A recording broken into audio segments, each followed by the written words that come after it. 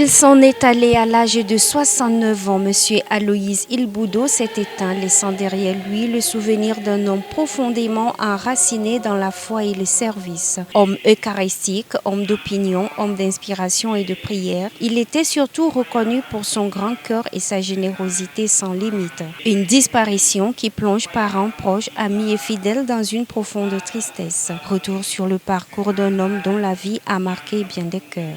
Aloïse Ilboudo, c'est un homme de foi. Mon papa, c'est quelqu'un de disponible, quelqu'un qui est prêt à sacrifier son temps pour les autres. Il s'est sacrifié pour les autres, il s'est sacrifié pour l'Église, il s'est sacrifié pour la famille.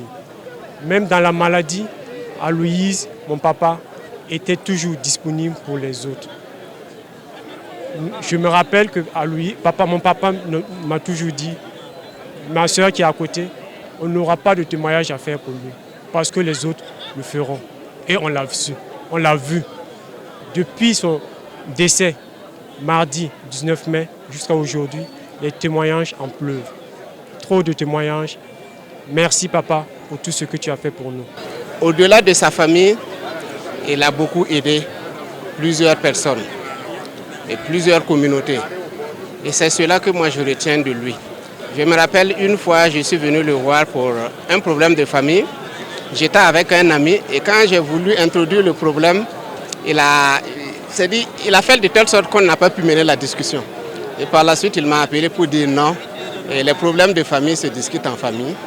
Même si vous avez quelqu'un de proche et qui est un grand ami, quand il s'agit de famille, il faut réunir la famille. Donc il est attaché à la famille et attaché à toutes les valeurs sociales. Aujourd'hui, les hommages se multiplient pour saluer la mémoire de cet homme de foi et de conviction. Tonton Aloïse, tel que nous l'appelons, était un homme de foi. Un homme qui aimait Dieu, un homme qui aimait aussi ses semblables. Il nous a même dit que pendant ses vacances, il va venir.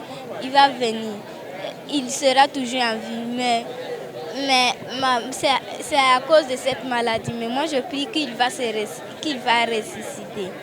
Rendre grâce au Seigneur pour le témoignage de vie que nous a laissé notre frère Aloïse Ilboudo. Il a été un modèle d'engagement, de fidélité, de don de soi.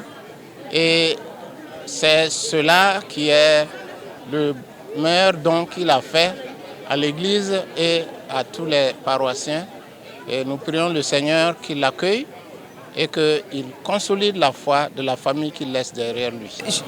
Aloïse, c'est quelqu'un d'humilité, d'amour et de charité. Qui n'a pas déliré en apprenant la nouvelle du décès d'Aloïse, sa sainteté, comme on l'aimait l'appeler, non Karasamba, l'homme qui sait fraterniser, se divertir, se concentrer, prier, ça suffit. Plus de départ, jusqu'à nouvel ordre. Monsieur Aloïse Ilboudo repose désormais dans son domicile à Lumbila, entouré de prières et de l'affection des siens. Que ses bonnes œuvres lui ouvrent les portes du paradis et que la Vierge Marie l'accueille dans la joie éternelle du Père.